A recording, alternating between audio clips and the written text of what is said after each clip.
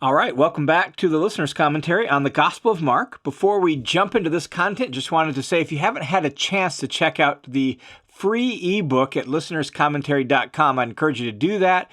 I think it's a super helpful guide on really the two parts of Bible study: hearing the text well, understanding and listening to it well as heeding the text. That is, putting the text into practice in our life. The book is entitled Bible in Life: How to Hear and Heed the Bible. And so totally free on the website there at listenerscommentary.com. Not only does it have that information, but it's also got a couple pages of just resources to help your Bible study. Online resources, few books I mentioned in there that will be helpful to you as well. So totally free, listenerscommentary.com. All right, in this recording, we're going to be looking at Mark chapter 6, verses 45 through 56.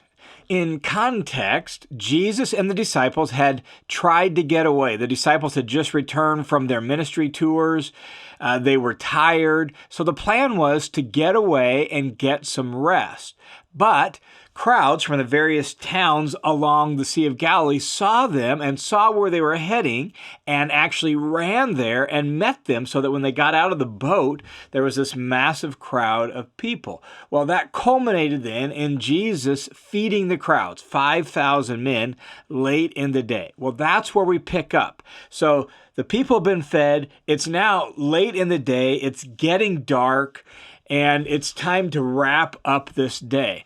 And so verse 45 says, immediately Jesus had his disciples get into the boat. So they had sailed to the spot in the boat. The crowds had ran on land. So Jesus tells his disciples to get back into the boat and go ahead of him to the other side, to Bethsaida, while he himself would dismiss the crowd. So you guys go ahead, you sail to Bethsaida, I'll dismiss the crowd, send them away, and presumably at some point he's going to catch up with them, seemingly in Bethsaida. It's just that's not quite what takes place.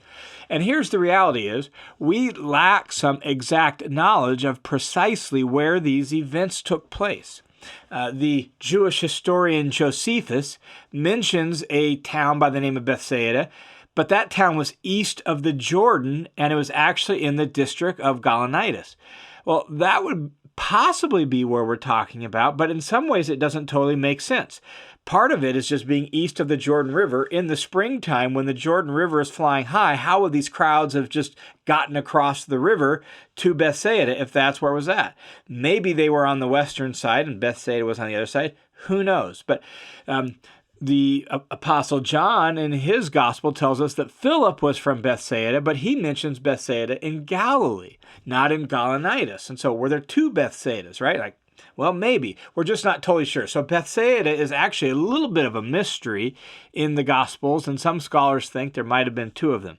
Not only that, there's also some things about the chronology of this whole story and the way it's going to unfold in the verses that follow that's a little bit confusing. Here's kind of the way it plays out. Jesus sends the disciples away and tells them to sail to Bethsaida. He's going to dismiss the crowds. Then, after he dismisses the crowds, he goes up on a mountain to pray. Well, the next thing we know is it's the middle of the night. Not just the middle of the night, the fourth watch of the night, which means 3 to 6 a.m. It's getting on towards morning, in other words. And he's been praying then for quite a while, and they're now sailing. Are they sailing to Bethsaida? Are they sailing from Bethsaida? Because when they land at Gennesaret, which is south of Capernaum on the western side of the sea. And so there's just a little bit of confusion as to the chronology and the geography of this whole event and the way it unfolds. And what that means is there's more that goes on originally when this happened, which Mark has chosen not to tell us about. He didn't feel the need to tell us all the details of how this story unfolded. And that means you get all these questions from scholars as they're trying to sort it all out and all that. But there's just some details missing in the way Mark has told the story. He didn't feel the need to tell us everything. So Jesus tells the disciples, get in the boat, sail towards Bethsaida, wherever that is. He's going to dismiss the crowd. Now, verse 46 then, after saying goodbye to them, after dismissing the crowd, sending them on their way, telling them goodbye and all of that, Jesus left for the mountain to pray. And so he goes further up the hillside where he's going to be alone for a little bit so he can pray. Verse 47 continues and says, when it was evening, the boat was in the middle of the sea, and he was alone on land. So the crowd is gone. They're sailing wherever it is they're sailing to. Jesus is up on land.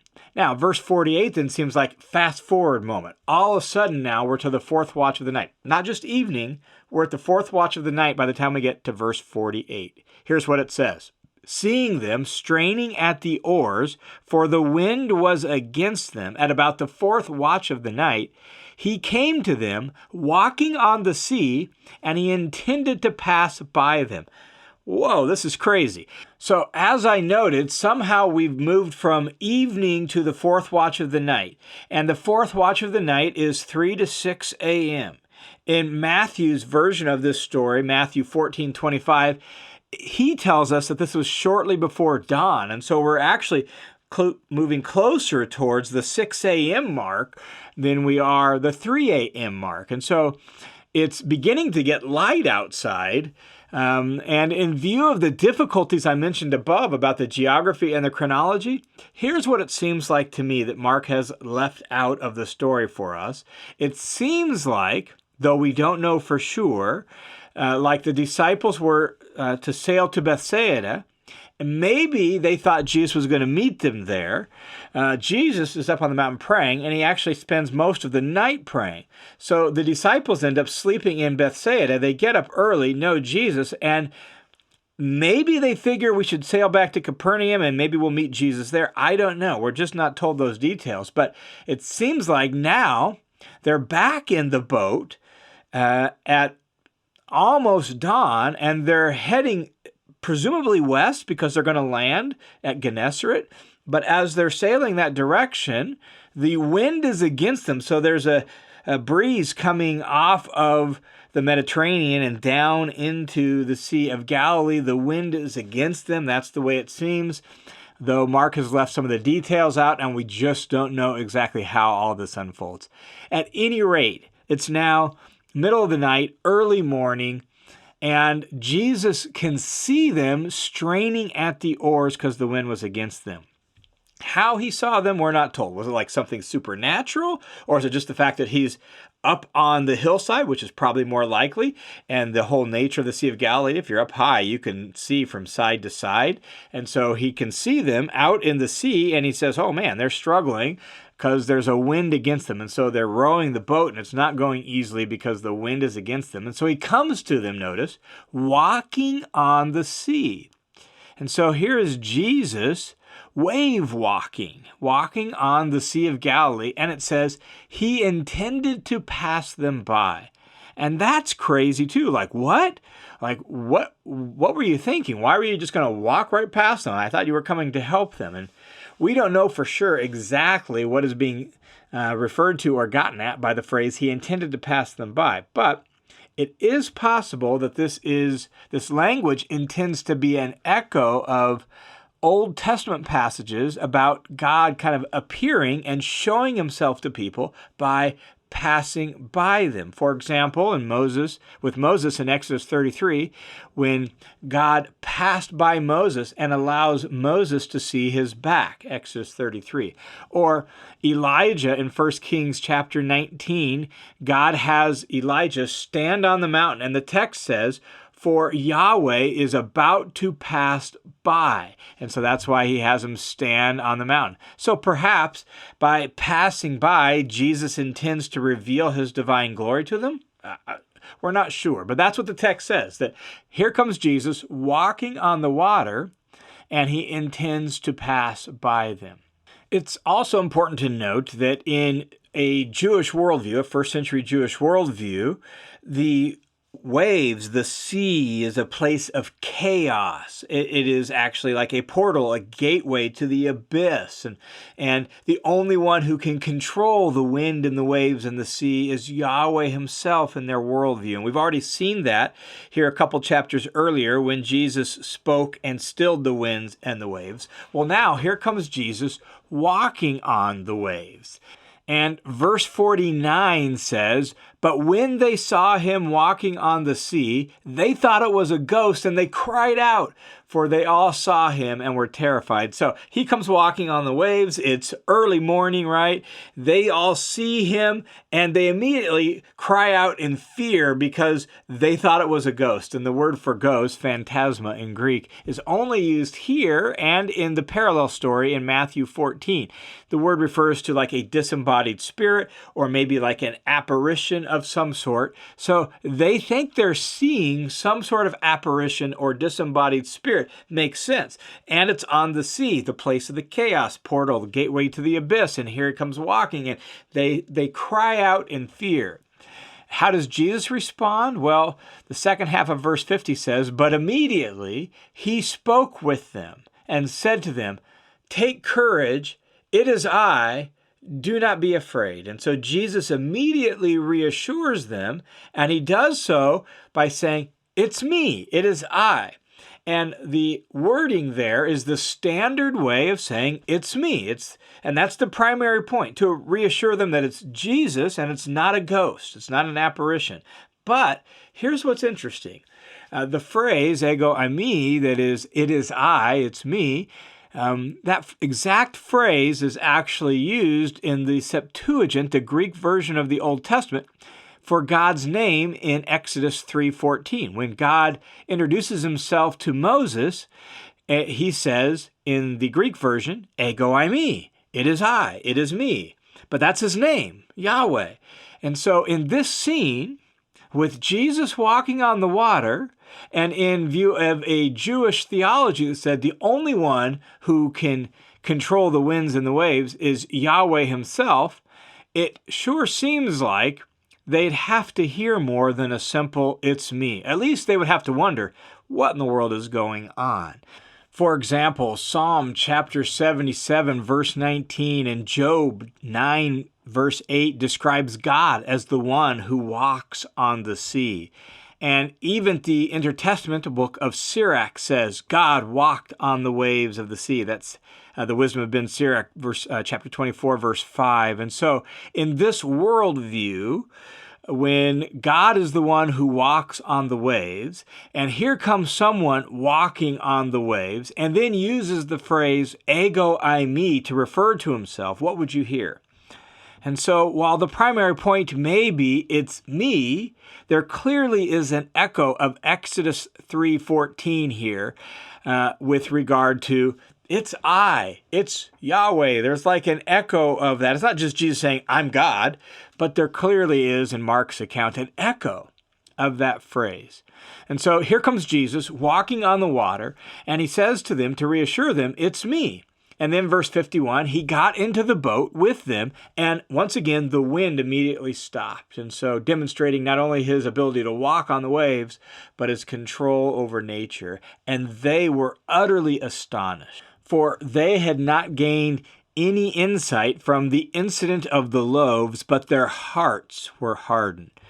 Now, this is an interesting way to finish this little episode here. No insight from the feeding of the 5,000. Like the feeding of the 5,000 was supposed to help them see who Jesus was, but they didn't see. They had gained no insight from that. And Mark says it's because their hearts were hardened, like the rest, like the people who were on the outside, who were struggling to get it, who had hard hearts, who had eyes that didn't see and ears that didn't hear. The disciples are struggling to see exactly who Jesus is.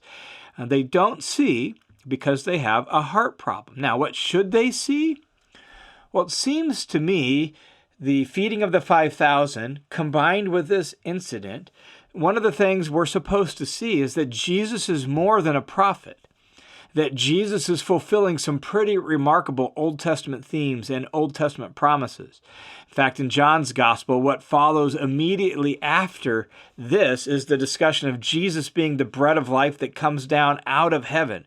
Mark is a little more subtle than that, but it really seems like this is the great lesson that the Gospels want us to see, that Jesus wanted the original 12 to see, and that is that Jesus is more than just a great rabbi, that Jesus is more than just a great prophet, that there's something about him that goes beyond that, that in some way he is the ego eimi. He is God himself. In fact, in Mark chapter 8, verses 14 through 21, after the parallel account, after the feeding of the 4,000, Jesus warns the 12 about having eyes that don't see and ears that don't hear, like the unbelievers.